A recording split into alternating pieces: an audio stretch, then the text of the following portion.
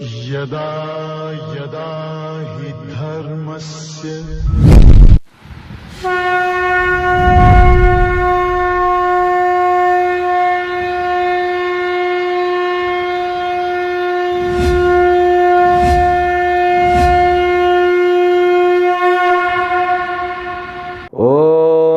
ब्रह्मादिभ्यो ब्रह्मविद्या संप्रदायकर्तृभ्यो वंशऋषभ्यो महद्भ्यो NaMo गुरुभ्यः सर्वोपप्लवरहितप्रज्ञानघनप्रत्यगर्थो ब्रह्माहमस्मि सोऽहमस्मि ब्रह्माहमस्मि।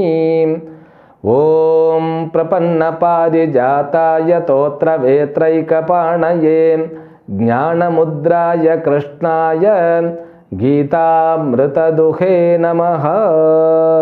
My best wishes and Paripurna Ashirvadams to all kinds of prosperity, wealth, health and eternal happiness to you and entire your family members. Let us begin Bhagavad Gita, verse number 20 of 6th chapter. Shri Bhagavan Uvacha Yatro Paramate Chittam Niruddham Yoga Sevaya Yatra Chaivatmanatmanam Pashyannatmani Tushyati. Bhagavan Krishna nicely explained two kinds of sadhanas from the beginning up to verse number 17. First 9 verses he explains what are the requirements we have to prepare ourselves as a Bahiranga sadhanas. Bahiranga sadhanas means that those to be observed throughout the day, throughout the life, to be a meditator. Then he brought Antaranga sadhanas from verse number 10 to 17. We saw so many varieties of Antaranga sadhanas: Deshaha, Kalaha, Asanam, Sharirasthiti, Prana Samyam, Mano Nigraha, Indriya Nigraha, Buddhi Nishchayaha. So all those Antaranga sadhanas we saw elaborately.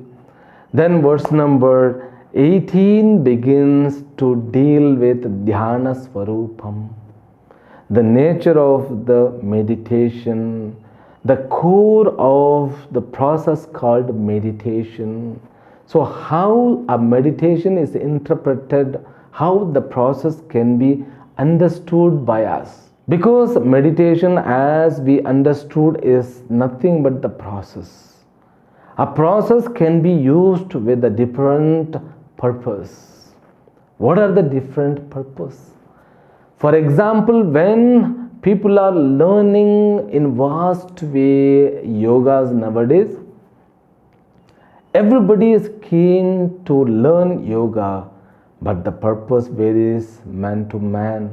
It differs. Some of the people wants to learn yoga and they are practicing yoga to get proper shape, the physical shape. They mean for that, therefore they are eagerly learning yoga and they are very serious about practice and the end of the yoga. And some of the people, they learn yoga to get health. They don't worry about the shape of the physical system. They learn for the proper health. Health is the wealth, isn't it? Then some of the people, more than that, they want to get proper infrastructure of the psychological system, to control the mind, to shape the mind. And very less people practice yoga to get spiritual growth. All kinds of people are learning the same process called yoga. In the same way, the meditation means dhyanam also can be utilized, practiced, learned with a different purpose. According to the purpose, though the process remains the same, but the benefit are fructified to the meditator according to his expectation. Fruit, all kinds of fruit also possible, but the higher fruit is known as moksham, which may not be attractive by the people to the people, but they have to understand clearly. Therefore, the Dhyana Yogam, the chapter which deals with meditation, kept as the 6th chapter. Bhagavan Krishna specifically mentions it has to be given after giving so much of knowledge about an individual self. This meditation, which is explained in the 6th chapter called Vedantic meditation, this Vedantic meditation is far away from the normal meditation. Even Patanjali also, he comes close, but he is not able to reach up to the level of Vedantic meditation. Now, Vedantic meditation is completely different, far higher than other meditation. That conclusion must be accepted first. Okay, so when you learn yoga, the same process can bring different fruits. In the same way, the meditation also, we need to have the proper end, goal, to get a proper goal, proper benefit. Now, how we differ between this meditation, which is what? Now, this meditation needs Atma Jnanam. In order to gain the Atma Jnanam, you need to have Chitta Shuddhi.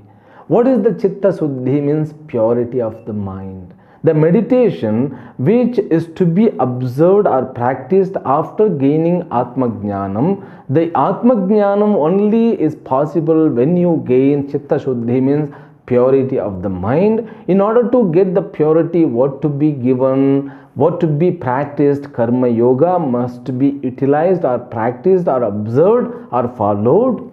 Once if you want to observe Karma Yoga, then you need to know how it can be done. You need to know what is Yajna Bhavana. Yajna Bhavana means Sannyasa Bhavana. Sannyasa means here sacrifice.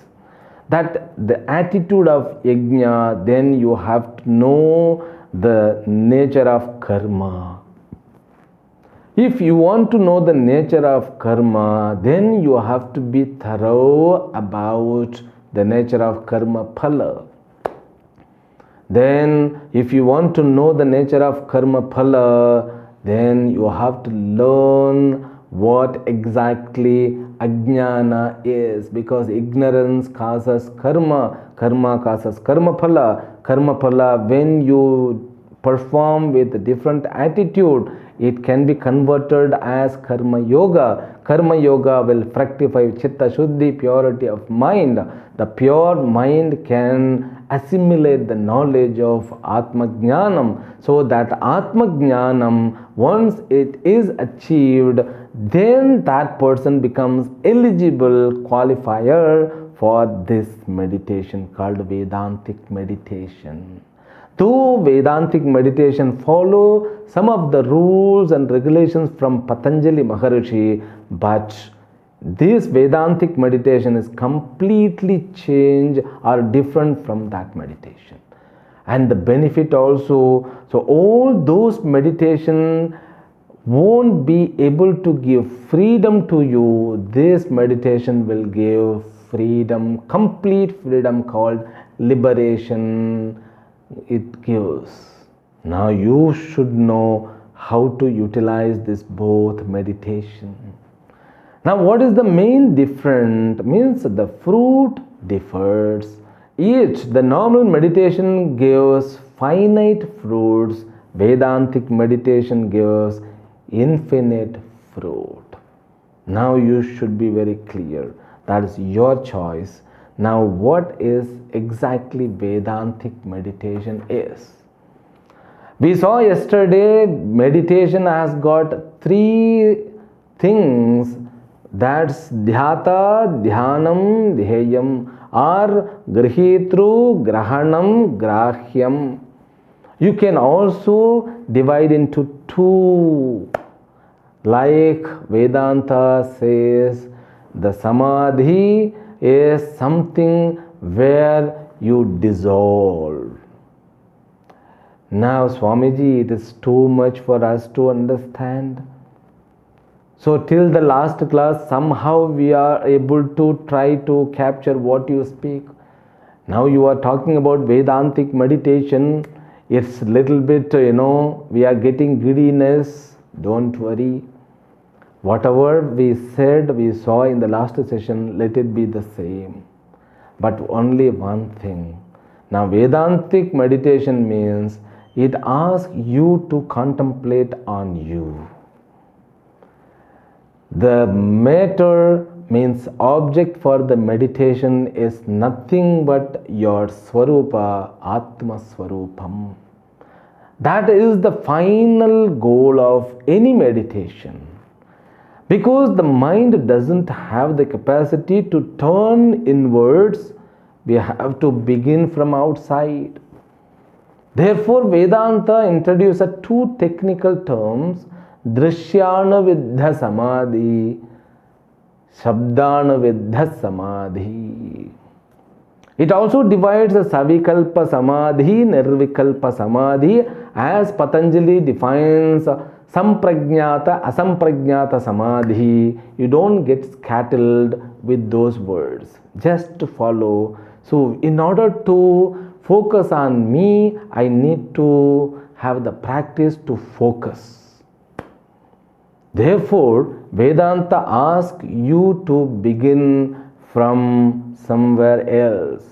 You have to focus on your karma and your karma pala. Then you could convert karma pala into karma yoga. Then you will get purity of mind. The pure mind will get the capacity to find or identify properly with proper I. Then you will be able to hold it in order to assimilate that we are following Vedantic meditation. Now, Atma Jnanam, which was received by 5 chapters, are assimilated through the process called meditation. That is what the nature of Vedantic meditation. Vedantic meditation means what? The assimilation of Atma Jnanam. Or we can say in another word, so Vedanta teaches you are nothing but Brahman. Tattvamasi. Then you should have the realization, yes, Aham Brahmasmi. Aham Brahmasmi means, yes, I am that.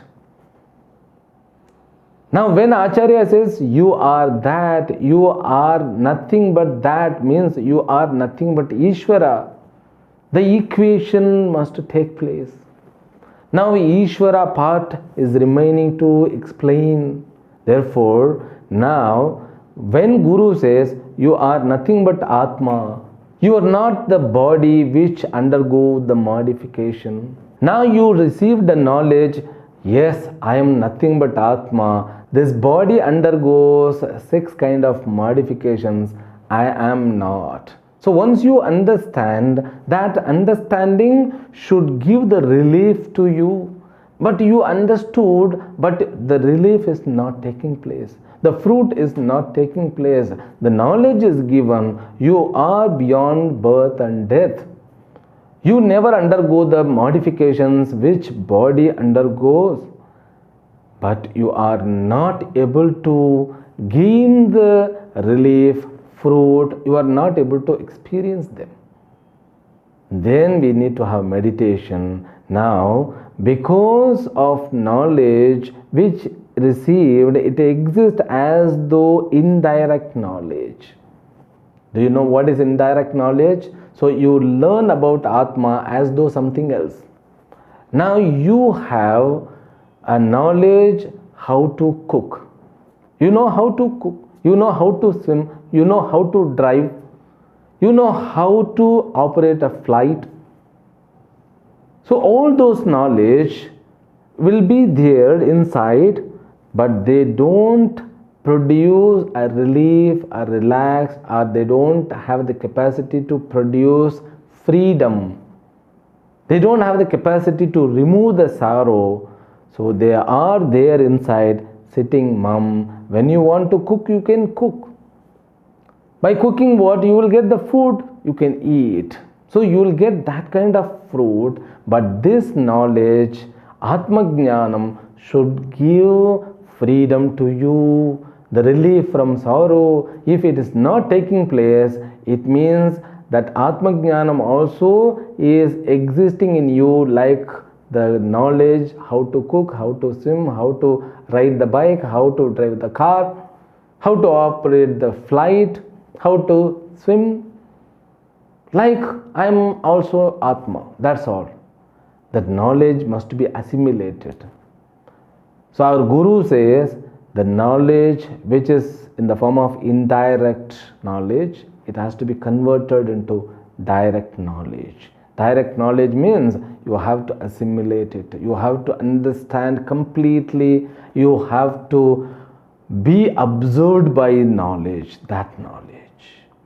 Then what? You can feel the freedom, you can gain the freedom, that is known as liberation. For that alone we call the Nididhyasanam, and also we call it Atma Samyama Yogam. In other words, the meditation called Vedantic meditation, to be followed, observed.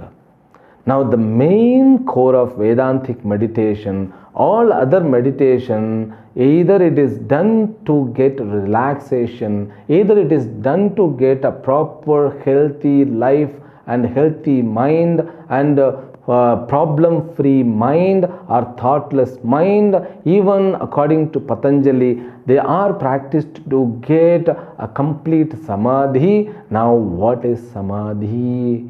Is meant by the samadhi in which there is no sorrow. So all these fruits, they are external fruits, not internal fruits. They do have the limitations, they go in a day.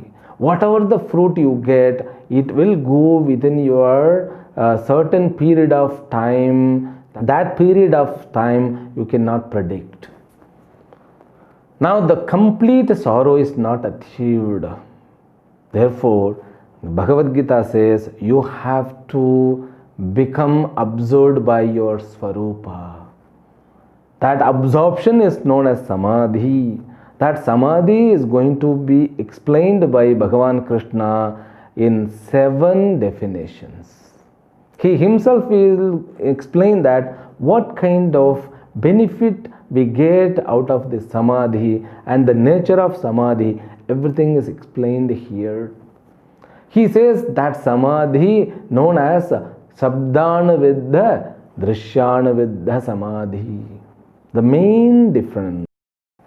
Sabdana Viddha means when Vedanta asks you to contemplate on you, so how you will contemplate on you? You might have been informed. What is informed by 2nd chapter? Yes, I am.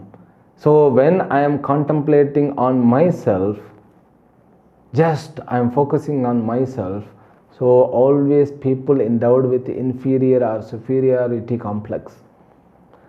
So a person, when he is endowed with inferiority complex, then what will he get the result? Who am I? I am an idiot. I am a less talented person. I am an inferiority complexed man. That is not the contemplation here.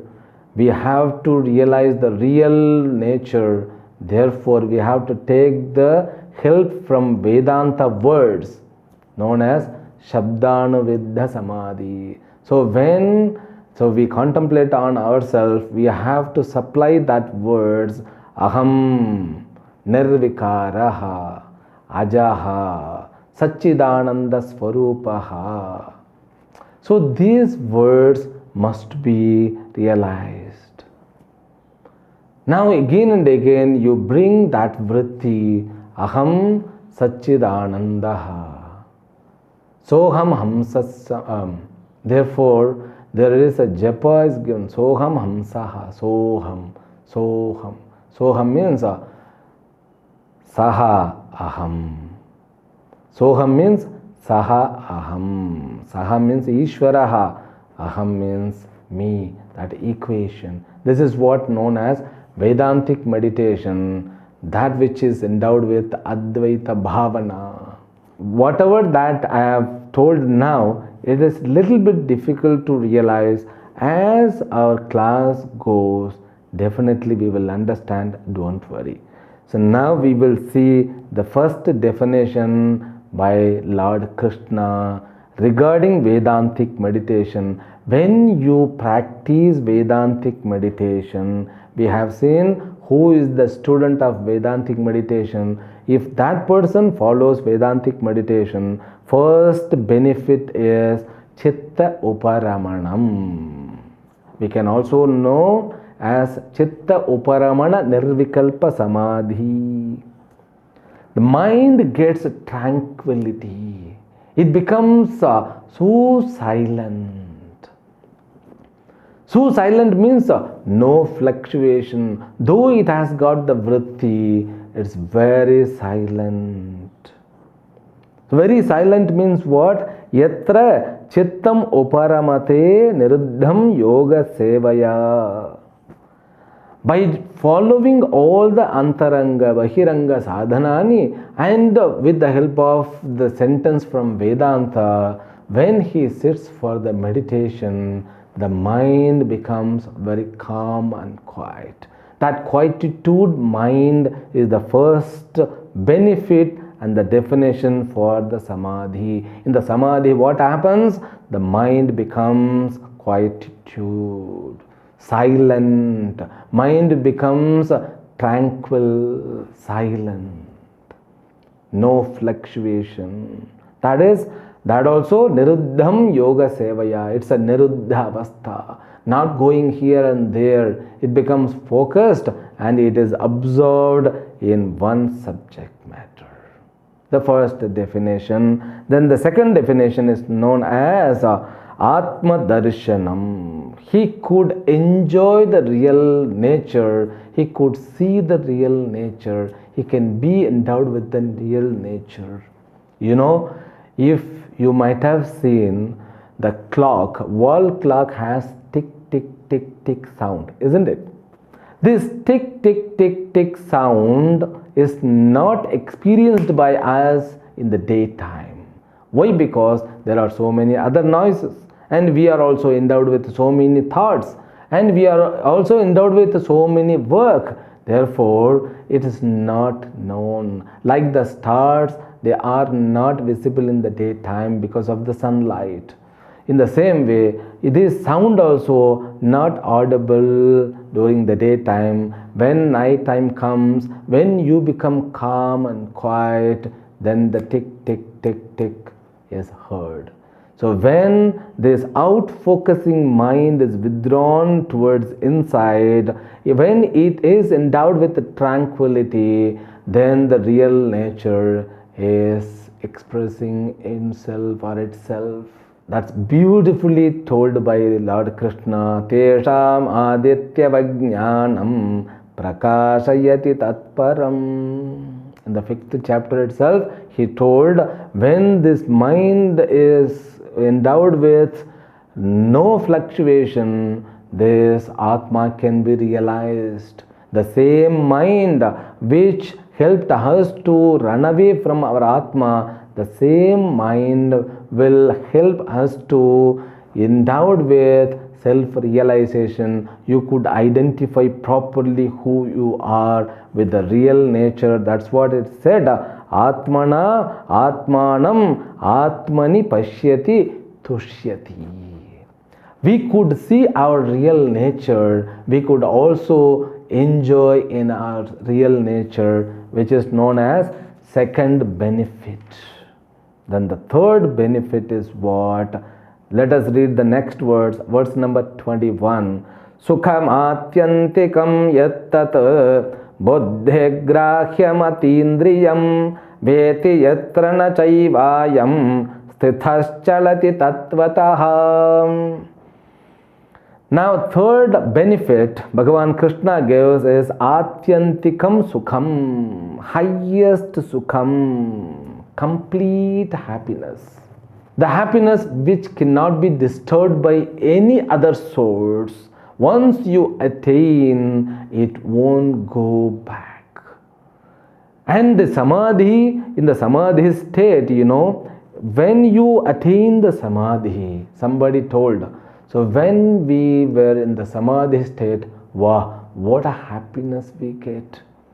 And after coming out of samadhi, I am not able to stay in the world. It's like thousands of scorpions stinging at once.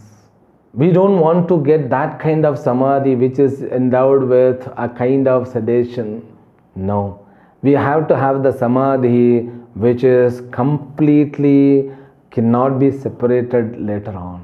Therefore, that samadhi will bring atyantikam sukham.